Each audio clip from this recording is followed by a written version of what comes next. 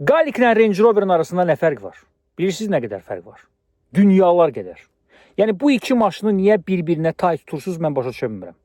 Biri qiymətini itirə-itirə gedir, illər keçsə də böyük bir markadır. Land Rover'dan söhbət gedir, Range Rover'dan söhbət gedir. İllər köhnəldikcə maşının qiyməti düşür. Deməli 4-4 motordur, 4-2-dir və 5 motordur. Yəni bu günləri məsələn 2006, 2007, 2008-in ortadan biraz aşağı variantını, məsələn də vəziyyətini nəzərə alsaq, Polo 20 minə kimi ala bilirsiniz. İndi daha yaxşısını, daha normalını 2007-2008-i 28 min, 27 min manat.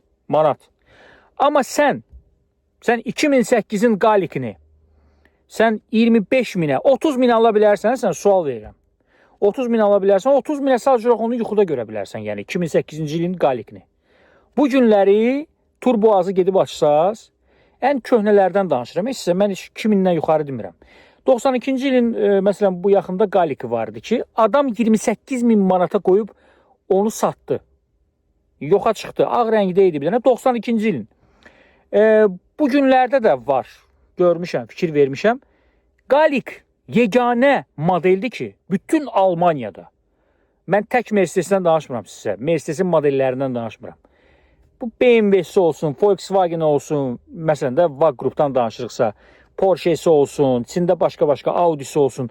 Bütün bunların arasında və Mercedes-in özünün içində ən bahalı modeldir. Qiymətini itirməyən model. Amma belə baxanda əslində, məsələn, joskisliyə görə, bərkliyə görə elə bilirsən ki, Uazda oturmuşsan, Willis'də gedirsən. Yəni, maşının komfortu sıfır. Yəni, bildiyin adi Niva'da, yəni elə bir ki, Sovet maşınıdır. Amma sən Range Rover'ın, məsələn, komfortuna bax və Galik'in komfortuna bax. Və qiymətini itirən kimdir? Range Rover, amma Galik qiymətini itirmir. Yəni, yeganə modeldir, yeganə modeldir. Ona görə də zəhmət olmasa bu iki maşını ümumiyyətlə heç vaxt müqayisə eləməyin.